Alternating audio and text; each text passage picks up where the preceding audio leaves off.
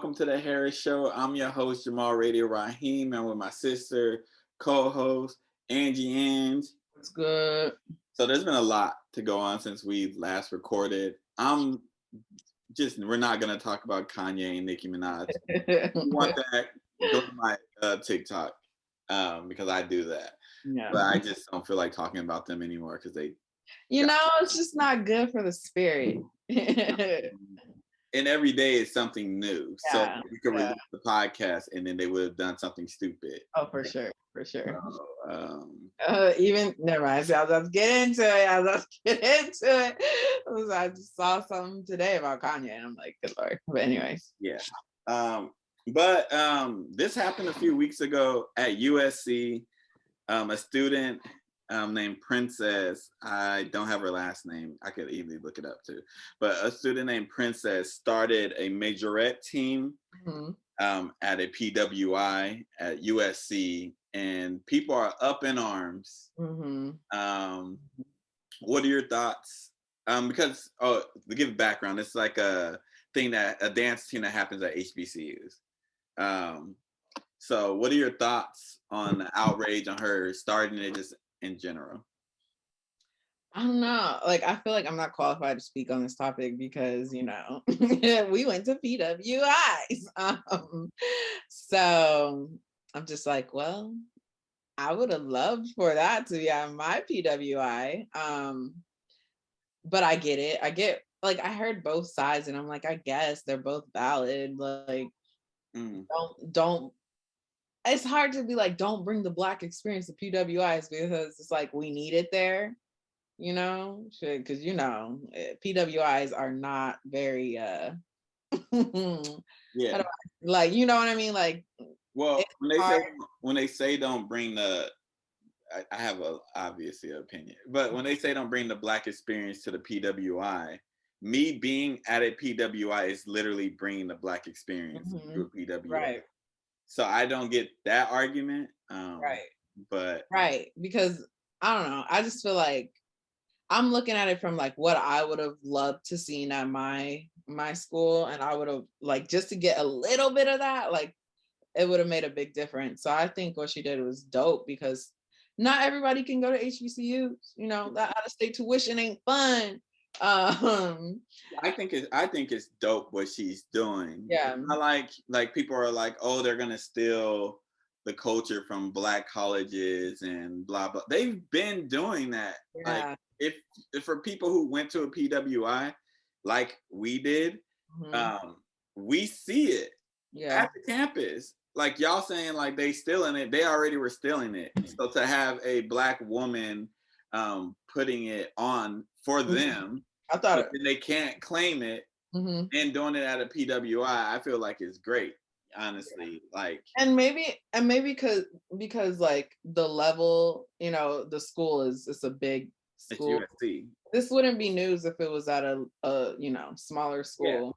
Because like we went to like you went to a shitty school, but I went to Cal State Northridge. And like if this happened at Northridge, like we would have loved it, to be honest. Like the Black population there is not big. Right.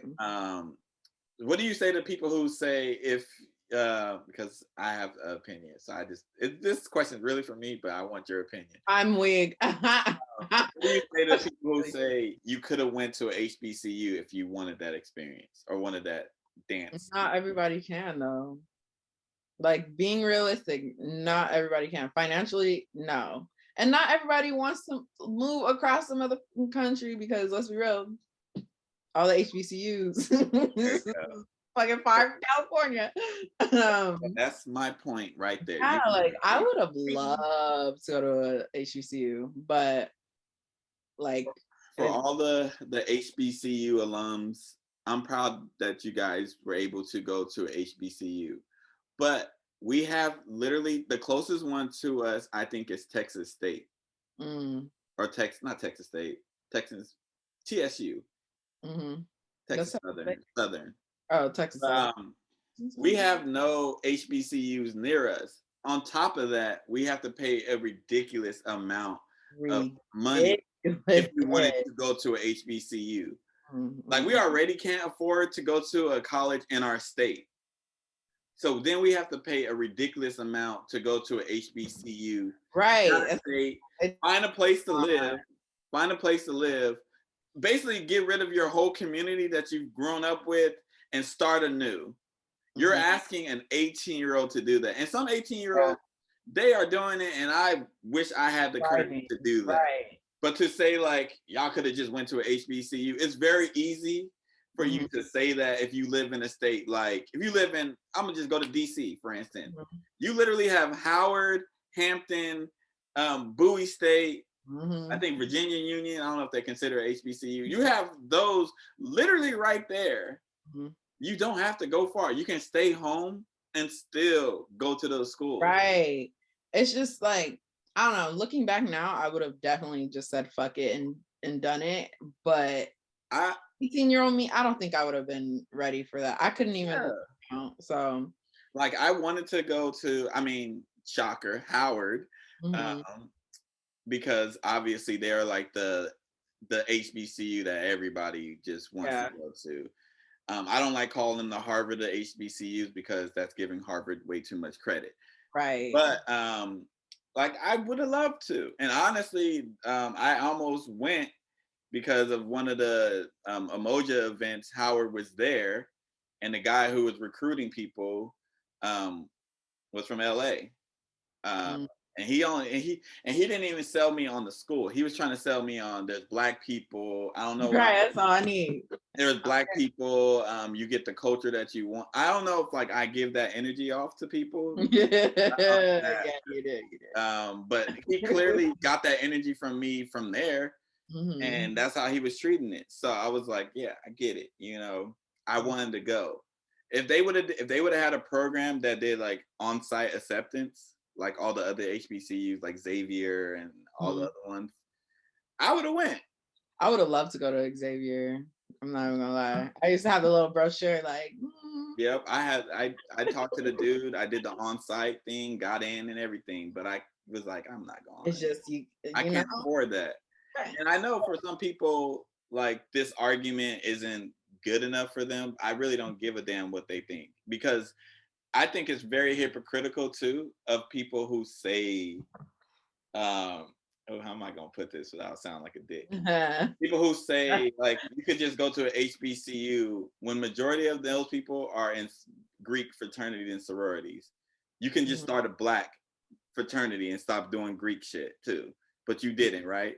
So why are we coming at this person who's doing this on our side to help her experience in college, right? To give her the culture awareness. And that's gotta be like too, like something she probably was super happy and proud of, and like to get shitted on like that, that's gotta be heartbreaking. Y'all took her moment to be like, look, she was like, look, I started this on our campus.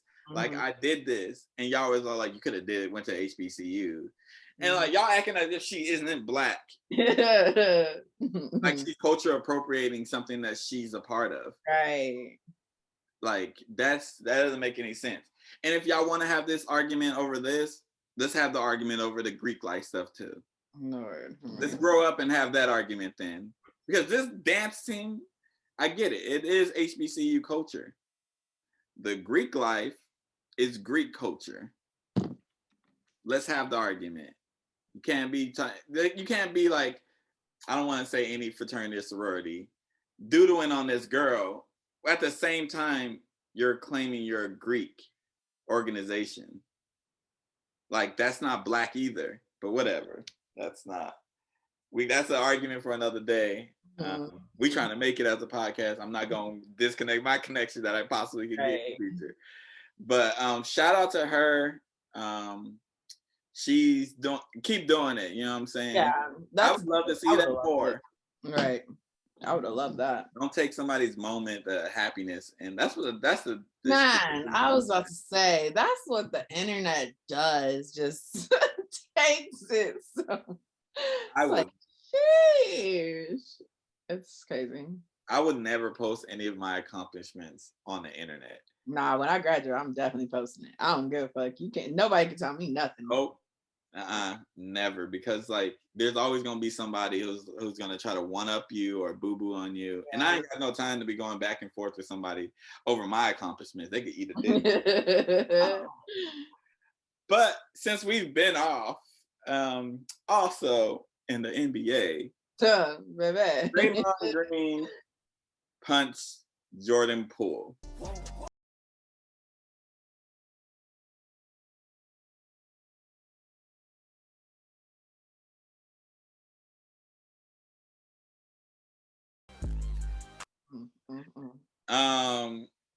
As I want to hear an opinion for somebody who doesn't watch. I was about to say, you know, it's a big deal when I hear about some sports shit. I want to hear your opinion on this. I thought it was fucked up because the way he swung on him, this is like, I would have been like, excuse me, like, what do you say after that? There's nothing you can say. You have to see this man. You know where I live. You just gonna have to pull up because we're not gonna let this slide. The way he punched him was like he was some random ass nigga who just I'm like, this is your teammate. Oh my God. I thought that was fucked up. And then I heard his apology. You know what though? His apology, I think, is very sincere, because Draymond, if you know Draymond, Draymond doesn't apologize for nothing. So that's why I was like, oh, this has to be really sincere if he's actually apologizing, even if it's not like the standard that some people have for apologies, which I don't understand that either. But because I apologize similar to that. So that's the problem. Because I'm like, I don't like that shit. I don't like that. Honestly, if I do something, like I usually know why I'm doing it. Like I usually have good control of my emotions, I guess. So if I punch somebody, like I meant that shit. Like I really do. That's what I'm saying. Like to not even know, like this was out of context. All we saw was like this happens all the time, and that's the thing. Not like that, punch like that. That doesn't happen, but people like get a little scuffle, a little push here and there. But like I've elbowed people. I've gotten little scuffles in just like open gym. That's what I'm saying though. But that wasn't just a little. That was like I'm going to. So that's why I wasn't really like as shocked. I'm more so shocked that the video got out. I'm not. I know, like for some people are like, you're not shocked by the violence. Not really.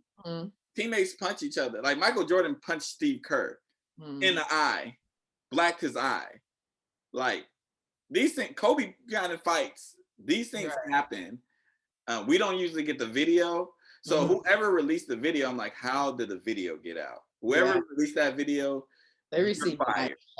You are definitely getting fired. When they find out, they probably already found out. They probably just ain't announced. They fired that guy. Because TMZ got it. That means you probably was shopping the video around. Oh, for sure. Like, hey, I got this video, Draymond. Yeah. Green. But yeah, when I saw it, I was like, oh my God. I got a couple questions. What do you think Jordan Poole said to Draymond? I don't know, because I was like, it had to, to react that way, it had to be something spicy. But then I'm like, they could have just already been like not seeing eye to eye, and that nigga just was over him. Well, Jordan Poole has always been a trash talker. Yeah, I'm just like, so is Draymond. But honestly, like, I don't know. I don't want to make excuses for Draymond. It sound like it, Jamal. when you're around certain people for a long periods of time, the tension just gets there. Yeah, that's what I'm saying. Like, it could have just been built up. We're not in that environment where something like this will happen. But like, if I'm at work with somebody I don't like, and we're constantly like bickering, eventually something's gonna happen. Usually it's just gonna be words. But I can see that side of it. I mean, and also he didn't really give him a chance to defend himself. Why are you supposed to do that? I'm just saying, like, come on. Okay, not to defend Draymond either. if I come up to you in your face Mm-hmm. and you push me, you should be on guard. Expect a punch. Maybe I'm like, maybe he wasn't expecting him to. You're not gonna think your teammate's gonna punch you like that. Maybe he was just expecting a little pushback. You're not gonna expect your teammate to push you or punch you like that. Yeah. But expect something. If you push me, expect hands, I guess. Expect hands If I forever. push somebody, I'm already gonna have my defense up because I know they're gonna possibly try to hit me. They still on the same team? Yep, Jordan Poole just got paid too. Shout out to him. That bag. Andrew Wiggins got the bag too. Draymond didn't get the bag, so I think the writing's on the wall for that one.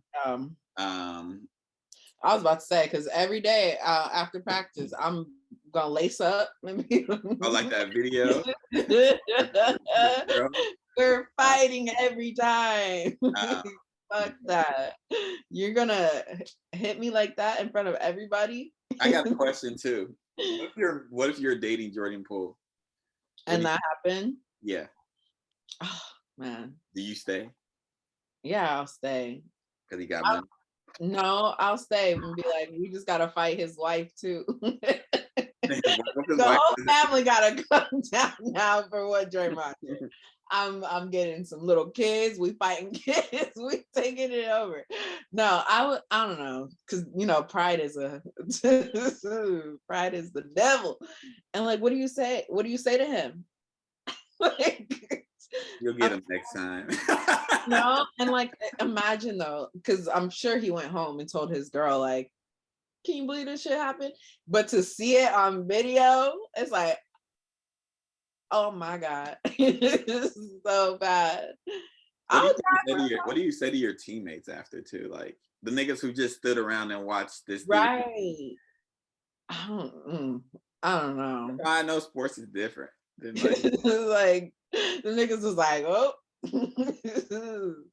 What do? You're not supposed to get in that. That's not yours to get into. You just gotta be like, man, I'm sorry. If this happened to, if I'm dating somebody, they get slept like that, I might stay. I'm probably gonna stay, but anytime you raise your voice at me, I'm bringing it up. Oh my gosh. Anytime you disrespect me, I'm gonna be like, should have had that energy for Draymond. Oh God. See, yeah, no, then we. That's why, like, it's not whether I can be with them; it's whether they can be maybe with me. I'm like, oh, you tough now, huh? That's wasn't tough when you was on the floor. I just don't do fighting, so I don't do fighting either. But that's just why you're not gonna put your hands on me. Like, we're not doing that. I'm sorry. I don't think I would ever get in another fight. Because I always think I would go to jail. I've never been in a fight. It's not fun. It's not something I plan on doing, but if I have to, I have to. I wonder how I would be in a fight. We'll never know. We'll never know. As an adult, it's like, damn, I could go to jail. Like, people fighting as adults is weird to me. Like, you really out here fighting as like, I'm 30. Like, how would that look, me fighting? It's like, when does it stop? You're still fighting. What the fuck? You're still doing that. That's kind of. At this point, I'm just giving you therapy recommendations. I'm like, I'm not fighting you. Yeah, I don't understand why people be doing that. I personally would never. Unless your life is on the line. Even if my life's on the line, I'm probably trying to kill you. So I don't think I'm going to fight somebody who's trying to kill me. I'm going to try to kill a person who's trying to kill me. Right, that's true. That's true. Like, if somebody got a blicky on me, and I got a blicky, one of us is dying if they're trying to shoot me. And it's probably going to be me. I just pray I'm never in them situations. I probably would never be in that situation. Yeah, I don't leave my house. Let's leave it with, like, what is one thing that you are excited, a positive thing from this week or something positive? I don't know. Oh, leave it on something positive? I mean, that's positive to me personally. He got knocked out and got the bag. So wait, can we just discuss the question I asked last night? You know where I was at too? I was at a fucking hockey game. I was at a hockey game and I was like, why would my sister ask this? Oh my I showed Aisha. I was like, look at this. God. She answered. I answered. Oh my gosh. Okay, so the question girls aren't gonna be in a situation where they have to ask that question. I know this is more for like women because I feel like all the guys that have answered have said yes. Yeah, we'll ask your question first. Okay, so the question is, if you were going over to someone's house to smash and you walk in the room, they have a bunk bed, what are you doing? Are you gonna stay? Are you gonna ask questions home? Like what's up with that? And I said I will still smash because I'm an adult. You got a bunk bed, listen. If you do it on the bed, we can do it on the bed. On a little ass bunk bed. You're getting straight missionary the whole time. I'm gonna get mine. Oh my God. What that means is you're probably not getting yours that night. You can get some sloppy, I guess, but you're probably not getting yours. You're not even gonna question like, why do you have a bunk bed? No. If I made the decision, I am a trooper. You feel me? Oh my God! No, I would immediately be like, I would see like how old are they now. I'll be like, let me see your ID again. Okay, like 30 years old, you meet a woman and she invites you back to the crib. You just walk in a 1-bedroom apartment. Let me just I might at least try to take it to the floor. Oh my God. I'm not gonna try to do it in the bed because honestly, you're gonna be trying to hit it and then you're gonna put your head up. Because like you need breath and air, fresh air. Fucking your head up. Oh my God. I think it would be more uncomfortable for a woman than it would be for a man. Probably. Because I can maneuver in ways that y'all can't. I'm just saying more so of like why I would just like be in my mind like why is there a bunk bed in this room? I will question it while I'm inside that. Who's sleeping in this room with you? Especially have like it just like randomly popped in my mind. I was like, dang. I'll definitely ask the question after I finish. Be like, so are we gonna talk about this bunk bed? And like, should someone warn you beforehand? Like, oh, just letting you know I got that situation. You know what? They can tell me. I'm still going through it. Oh my God. She could be like, yeah, I have a bunk bed. I'm like, that's fine. Oh my God. I ain't spending the night anyway. I ain't spending the night anyway. Sick. That's fine. What the hell? All right, we'll end it with that. Let us know what y'all would do. I asked some of my close friends. That shit was funny. Did you answer? I'm not smashing in a bunk bed. I'm sorry. It's not for me. That's low vibration. Oh. All right, this has been the Harris Show. I've been your boy Jamal Radio Raheem. I'm with my sister and co-host Angie Ang, and we'll catch y'all next time.